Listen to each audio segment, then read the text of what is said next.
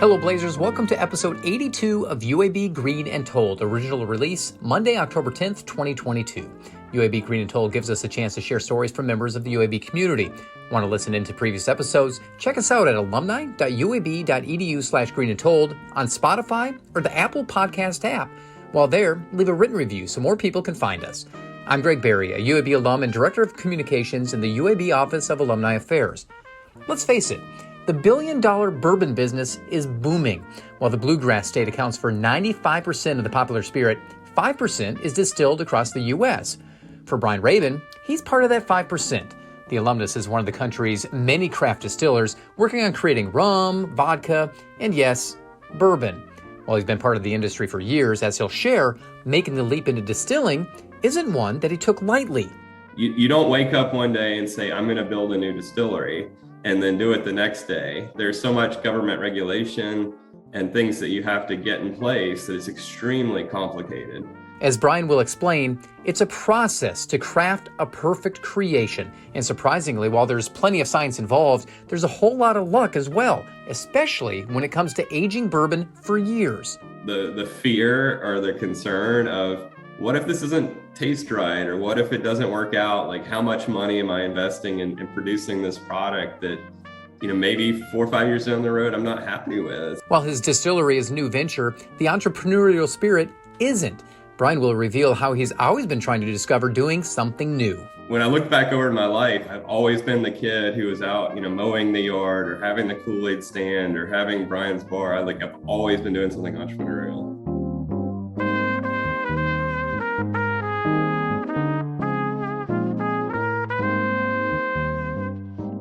Craft distillers have a passion for what they do. These small, local businesses produce limited products from barrel to bottling. Brian Rabon is a member of the growing number of craft distillers. With a cozy tasting room for guests to sip craft cocktails and spirits, Brian's distillery is off to a good start. While it may be his first real bar, he actually began his entrepreneurial spirit as a kid growing up in Pelham, Alabama. We had a spare bedroom and I turned it into a bar. And I would walk up the hill to the Shop a Snack and buy candy. And none of the kids in the neighborhood wanted to do that because the hill was so large and so hard to walk. So I would bring candy back and I would resell candy from the Shop a Snack and Brian's bar. And the girls next door were my waitresses. Some of the kids down the road had a band. And we would create flyers and we'd put them in people's mailboxes and we'd attract all the neighborhood kids. So I've had a bar since I was a really little boy. So how old were you when you established the first Brian's bar? I don't know exactly, but probably like 10 or 11. What did your parents think of you at that time? Well, they were supportive of it.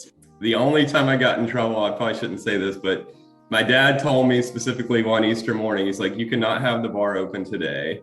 And one of my regulars came and knocked on the window and she was like pleading with me. She was like, can I please come in and get some candy? And I'm like, I just couldn't, the entrepreneur in me was overriding everything else. And I sold to her. And then I got in a lot of trouble with my dad. He took all the money, the profits from that day, and we donated it to the church. So I got in big trouble for that. At least it was a happy ending right there. So where does that entrepreneurial spirit come from? I don't know. It's so ironic to me because it wasn't until a couple of years ago during the pandemic that I really considered myself to be an entrepreneur, even though I've been in an entrepreneurial pursuit for most of my life. Another story, when I was in 7th grade, we went to Hawaii and I noticed all this fruit growing on the trees around us, so papayas and coconuts and mangoes and all these other things. So I went and harvested them.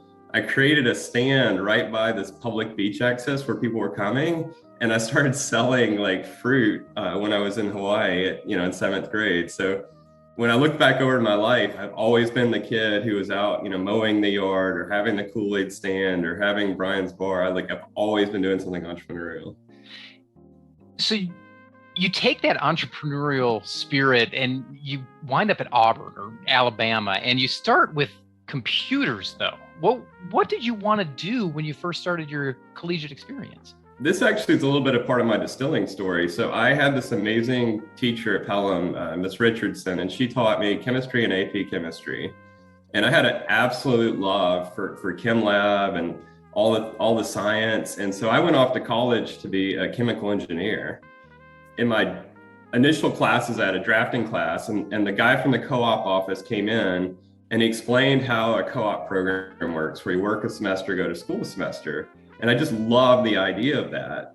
Chemical engineering was extremely competitive for co-op jobs. There weren't a lot at the time, but I kind of put the word out in the network, and my brother's best friend's dad worked at Southern Company, and he said, "Hey, we would love to bring you on as a co-op. However, it's not in your field. It's going to be more computer related." And honestly, I wanted a co-op job so bad. I was like, okay, I'm just going to take it and see what happens. And so I got in there with Talal Murab and these other guys in Birmingham, and they just opened up a whole new world to me. And it was so rewarding to be able to write a few lines of code, compile them, run them, and then immediately see like what you had created. And then to be able to solve business problems for people and watch them use something you made.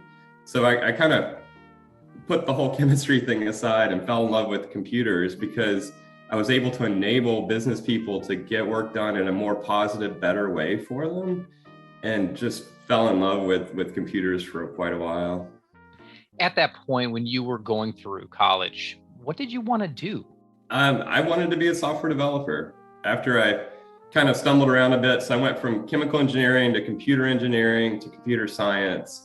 And then when I got into computer science, I'm like, yeah, this software development thing is for me. I'm going to go be a professional software developer. You wind up graduating from Auburn. You got your bachelor's degree there. You took a few years off before your UAB story really began. What did you do in those 4 years graduating from Auburn and then enrolling in Birmingham? At that point in my life, I was really kind of cutting my teeth as a software developer. I went to a local shop called jour Software, and Sandy Six and Ron Perkins and Barry Sykes really started mentoring me and teaching me how to write code. And then I went over to Infinity Insurance there in Birmingham and became a senior software engineer. So at that point in time, I was reading a million books, getting online and researching and writing as much code as possible. Even then, when I transitioned jobs to Infinity, I was actually still moonlighting with jour on the side. So I was working like around the clock coding and just trying to learn my craft as best I could. After 4 years, you made the decision to become a Blazer. You enrolled at UAB to get a master's degree. What was the goal? Why did you come back to school? Why further that education? Well, something unusual happened to me when I was at Infinity Insurance. Within a few months, they tapped me on the shoulder and said, "Hey, we see leadership potential in you, and we would like to offer you a programming team leader job." And I was like, whoa, are you kidding me? Like, you want me to be a manager now? And I'd always thought maybe, 10 years, 15 years down the road, that might be something I would do. But I'm not one to turn down an opportunity either. So I did a lot of soul searching and I accepted it. And then they said, "Hey, as part of your management training, we would be willing to sponsor you to go through this program at UAB called Information Engineering and Management." And another guy in the department was going to do it at the same time. And I'm like, yeah. I met Dale Callahan, who's over the program. We talked about it. I just fell in love with the idea of what they were doing there. And I dove right in.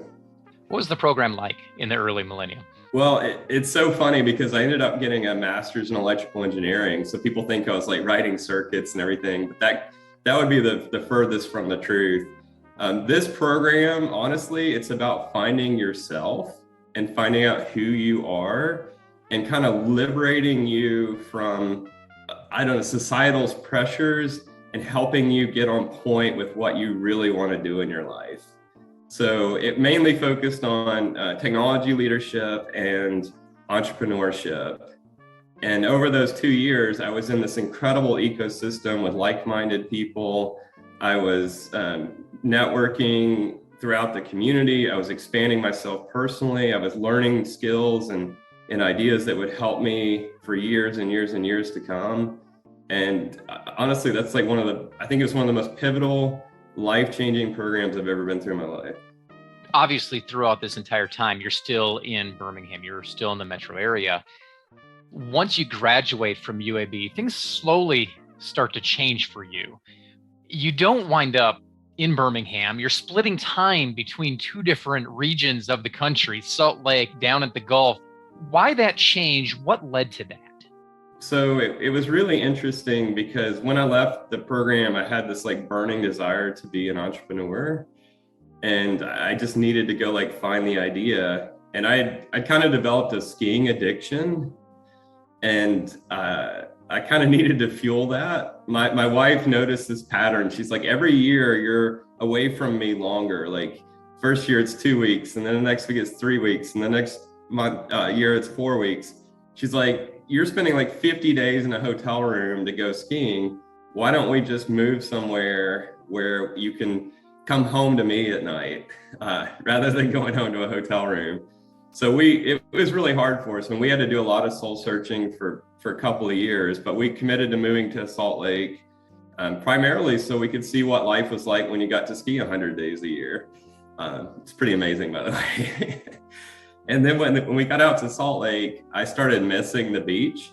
I'd always, as a kid, literally my entire life, every summer spent at least a week down in Florida at the beach. It was just part of life. It was heaven to me. And I'm like, wouldn't it be amazing to buy a place down there as well? So in 2015, I bought a place at the beach, and it was a stretch. It was very scary. I grew up in a very middle-class home, and having two homes at that point was like, wow, this is the scariest thing I've ever done, but it ended up being one of the best things I've ever done. How did you balance your career and all that fun? Because at this point, you're also working to pay for all of the mortgages, all of the fun, the skiing, the beach time, all of that. Well, at that point, I'd left corporate America and I was my own boss. And one thing that really changed for me when I became my own boss was it was a lot easier to work extreme hours and extremely hard. And I would work extremely hard and play extremely hard. I probably made some sacrifices. I haven't really had as big of a social network as a lot of people. I tend to have a few really, really close friends and not, not having a large group of friends. So, there were some aspects of my life that probably got sacrificed, but I was working at an extremely fast pace for a large number of hours. And that was fueling the finances to allow me to live the lifestyle I was living. At some point along the way, bourbon kind of entered the mix. When did you become a bourbon guy? Well, actually, that kind of ties back to the beach. So the way it would work is that we would go and we'd be with all the aunts and uncles. And what they would do is they'd get out on the beach and they would drink Coors Light all day long. But when they came in, they would drink bourbon. So as a kid, I always watched, the adults come in and have a bourbon as like the sun was setting. And so it was kind of a rite of passage for me. Like after I turned 21, being able to sit down with my dad and my uncles and have a bourbon, it was like, okay, so now you're a man. Like, and not only that, you're like having this amazing like male bonding experience. And so, at that point I started, I was traveling a lot. Or I guess the last few years, traveling a lot, getting the opportunity to walk into different liquor stores in different states, always putting, one or two bottles in my suitcase and coming back. And I've amassed obviously quite a collection at this point. But it really started with family. Do you remember that first bourbon they had? Wild Turkey 101. So, you got to imagine a 21-year-old palate who, at that point is drinking like Natty Light and Ice House and, really light beer that's not so great. It was definitely a sipping and not necessarily enjoying, but definitely like feeling pretty special. When did you finally develop an appreciation to bourbon? In my later college years, my in-laws introduced me to dark beer. So it's like learning to drink beer all over again. And when I got into those like ultra hoppy, really dark beers, my palate, I think, started shifting. And my wife grew up in a foodie family. So I went from eating like a skillet of Hamburger Helper beef stroganoff to like these gourmet meals that you wouldn't believe. And so really, I guess in my early 20s, early 30s, my palate really started shifting and I got an appreciation for the finer things in life. So really, I guess in my early 30s, like really got an appreciation for like any kind of spirit with a lot of flavor in it. We talked a little bit about as an 8, 9, 10-year-old, you started a candy bar. You always have had a bar. Did you ever think you'd really have a bar, a distillery to sell bourbon, spirits, things like that? Up until last May, absolutely not. No, it never entered my mind that I would own a bar or have a distillery. It was pretty fortuitous that it happened because it's pretty amazing right now. So what did happen? Because all of a sudden here you are in the distilling business and you're able to kind of harken back on the days of high school when you were going through chemistry and kind of putting things together. Yeah, I have an amazing best friend, Dr. Thomas Salto, who actually went through UAB too. He's a neonatal physician. He did his residency and fellowship at UAB. He had a dream of opening a distillery, and he had this dream for a very long time. It was something he talked about quite a bit. So he has sugar-filled spirits down in Gonzales, Louisiana. He's in Baton Rouge area. And he invited me over there. I was bar back on the very opening day. And so from the very beginning, he has given me an insider look at what it's like to own a distillery. He allowed me to get on his equipment and start distilling. We sampled through his products and his library. And at that point, I started getting curious. So I started buying books, started going to classes, and I started, exploring this new industry and saying, hey, maybe this is something I can do. And just the whole challenge of it really intrigued me. Not to mention the science. I was totally geeking out on the science aspect of it. So what goes into crafting a bourbon? Because really good bourbons, they're going to be well aged. And here it is, you're, helping out at a very young distillery before you even start yours. So what goes into the entire process to get things established? Well, it kind of ties back to those culinary roots I was telling you about. Like it's about bringing in the right ingredients. And so as a craft producer, you really have access to some of the best and even local farmers who might have just a small crop of a certain thing that you need. So finding the best corn, finding the best malted barley, finding the best rye, even, getting the best water that you can get, whether you're taking municipal water and filtering it or you're sourcing in some of the spring water. But it really starts with getting the best ingredients that you can. And, as a craft producer, that might actually cost more than what, these big producers are using. But to me, that's where it starts. And one thing that really surprised me is just how sensory you need to be with all this. So involving your eyes and your nose and your mouth and just really getting to know those base raw ingredients. Like, what does that corn taste like? What does that rye taste like? Put it in your mouth, feel it, look at it, just really getting personal with it, if that makes sense. So how long did you actually work alongside your friend, Dr. Saltow, before you realized, maybe I want to branch out onto my own and kind of start creating my own thing somewhere else, not in Baton Rouge? Yeah, it was really, I think after the first year of working with him, I was there as much as I possibly could be. Still had my other software consulting company and, had to balance all the things, but I was in Baton Rouge every time I could. And when I wasn't there, we were having conversations or emailing, and I was just continuing to learn. But I think one thing I learned in my technology career was drinking from the fire hose. And so it was very common for me to go into a brand new industry and learn it as good or better than the people working in it. And so I have this, I've developed a skill to allow me to really rapidly assimilate a lot of new knowledge. So after the first year, I was extremely curious. And not only that, this was obviously during the height of the pandemic. So I was like, I need diversification in my life. Like I'm an entrepreneur now. I need to be able to diversify my businesses. And one of the criteria I set up for myself is I wanted to get into a new business that had a very high barrier to entry. You don't wake up one day and say, I'm going to build a new distillery and then do it the next day. There's so much government regulation and things that you have to get in place that it's extremely complicated. A lot of people advise me, they're like, it's going to take you 2 years to get your distillery open. I committed to doing the idea in May of last year, and by the end of November, I was open and selling to the public. So, yeah, I mean, in a half a year, all of a sudden, here you are putting out spirits. what was the first one to come across the line? What was the first one you released for 30A Distilling? Actually, it was our bourbon. So we named each one of our bourbons after one of the beach communities here on 30A. So we have Blue Mountain Beach Bourbon. It was a source product we got from MGP. Obviously, as a brand new craft producer, you need some age on your bourbon. You can't make time fly. We don't have a time machine. So went out to the community, sourced this exceptional barrel of 5-year-old, and then I put my own twist on it. I really spent a lot of time with the science of proofing. So proofing is bringing the proof down from barrel strength. This one was in the barrel at 117. Well, it started at 120, came down to 117 over time. But I started playing with it and saying, okay, so this has a mash bill of 60% corn, 36% rye, and 4% malted barley. It's got a fair amount of rye in it. What happens at a lower proof? What happens at a higher proof?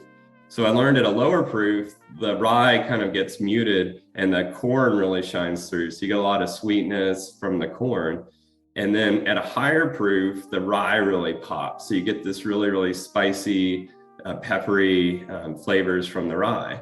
So I thought it was so much fun to not only have a 5-year-old barrel that was exceptional to start with, but then to express it at 2 different proofs, to be able to show people just how much, the distiller can change a product based on the decisions they make.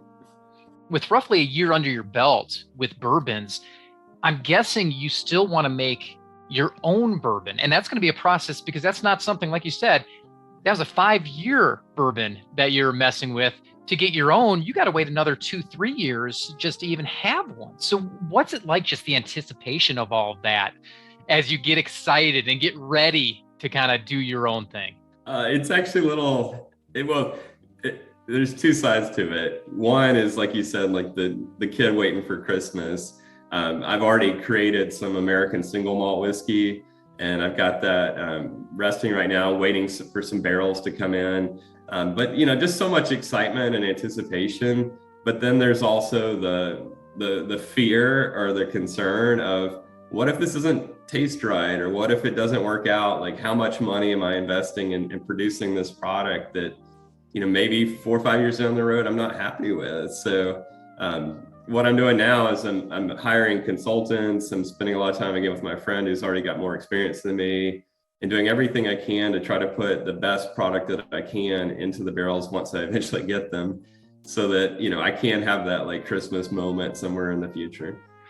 Even though you have kind of this support system, you've done a lot of research, it's still a lot of crapshoot, as you just kind of alluded to, because you don't know what you're going to get down the road, do you? So you can buy the best barrels on the market from the best cooperage. You can get the best toast or char in them. Like, you can do everything right, and every single barrel is going to taste radically different from the one next to it. So there's a certain amount of, I don't know if it's called luck, or, you do everything you can to set yourself up for success. But at the end of the day, there's still a very much Mother Nature component to this. And you don't know what you're going to get. Like, it's I guess, to quote Forrest Gump, it's a box of chocolates, if you will. We talked a little bit about earlier, before we even started recording. A lot of purists are going to say bourbon's Kentucky, but that's not necessarily the case, is it? So how do you sell them on a Floridian bourbon made from a dude that's used to split time, still splitting time between Salt Lake, Utah, and the coast here in Florida? Well, I'll tell you what, a couple things are going for us right now. One, bourbon is just hot, and the demand for bourbon is off the charts. I was actually just up in Kentucky. Every single distillery in Kentucky has a major capital improvement project going on. They cannot construct enough capacity at the moment to fulfill demand. So everybody is just building. So right now, people have a very strong desire for bourbon. And a lot of people are really getting a strong interest in craft producers. Craft distilling isn't quite where beer is. Craft beer is now pretty ubiquitous, but craft distilling is still a fairly new field, and especially here in the South. So a lot of people are just now discovering craft producers. And I'll tell you what, 99% of the people who walk into our tasting room are just thrilled and super excited to try our bourbon. They're very curious about what we're doing. And just the excitement of tasting something different and learning about what we did and why we did it is just, I'm seeing a lot of smiling faces, let me put it that way. Why is bourbon so hot? I mean, it's been trending upwards over the last few years, and it just continues to gain popularity. You have a little bit of a network effect going on. Some of these bourbons that 10, 15 years ago were sitting on the bottom shelf and not even selling are now on allocation, and you can't buy them. And if you buy them on the secondary market, you're spending potentially thousands of dollars. So people have really discovered bourbon. I mean, go out on YouTube and Google it and just see show after show after show of people like tasting and talking about it. So I think the American palate is kind of waking up. And not only that, producing, especially rye whiskey was very big before Prohibition. And then Prohibition put on the brakes to a lot of, spirits here in the United States. And we're just now starting to see some recovery. So I think part of it is this is a uniquely American thing. Bourbon can only be made in the United States. So you're not going to get bourbon from any other place in the world. And so it's a little bit of our heritage coming back. And I think it's also an interest in, food and trends and flavors. And certainly people today are more curious about, culinary pursuits and tastes and flavors and the palate and experience of having something. And I just think there's a lot of curiosity and I've even noticed that people travel now to go and try new distilleries. I mean, look at the Kentucky Bourbon Trail. Now, we've spoke a lot about bourbon, but 30A Distilling has more than just that. You got rum, you got vodka. Does as much love have to go into those spirits as bourbon, or is just a completely different process? Every little product that we're doing now is done with a huge amount of passion. I'm only putting out products that I'm extremely proud of. If anything isn't quite right, I'm either waiting or tweaking. And, I think it's a common theme I hear from a lot of people. They're like, you're just totally alive with the passion of what you're doing. And it really shows, we can actually taste it coming out of the bottle. As a craft distiller, is the goal to keep 30A small, or how do you want to grow the business? My first year, somebody called it a mad scientist approach. We have a tasting room here at the distillery, and we've also, because of the way Florida law changed last year, been granted the ability to sell at farmers markets. So we're really coming out grassroots and putting a wide array of products in front of as many people as we can to really get a sense of what people's palate is like and what they appreciate. I mean, I can love something all day long, but if everybody else who tastes it hates it, it's not a viable product for the market. So for right now, it's all about grassroots, getting in front of as many people as we can, whether they're coming in for a tour or coming in for a craft cocktail in the evening, and letting people experience the product and finding what they like so that we can eventually adapt our product mix to be something that's pleasing the majority of consumers. We definitely would love to be in distribution by the end of this year, and we'd love for you to be able to find our products up and down Highway 30A. That's something hopefully towards the end of this year we'll start achieving. And then the more long-term vision is that having a 30A Distilling Co. spirit is part of your vacation experience when you come down here to the beach, just like having maybe a beach blonde from Grayton Brewing. And that we have some regional distribution so that if you're in Memphis or Nashville or Atlanta or Birmingham, you can go to your local liquor store, pick up a bottle of our Blue Mountain Beach bourbon and relive some of those vacation memories, because, scent memories are really powerful and they can kind of transform you back. So, I love this idea of being able to relive that incredible experience you had on the beach with your uncle sharing a bourbon, anytime, but by having easy access to the bottles.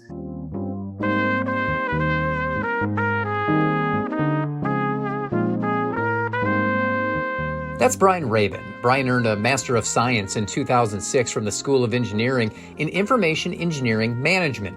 As we've discovered, he's the founder of 30A Distilling Company in Santa Rosa Beach, Florida. While he works with various spirits, he's also spirited about UAB and has a good idea of what it means to be a blazer. I think there's a lot of the Birmingham pride that goes along with, being a blazer. So, pride of your place. I was there, I experienced it. I went downtown, I fought the traffic every day with everybody else.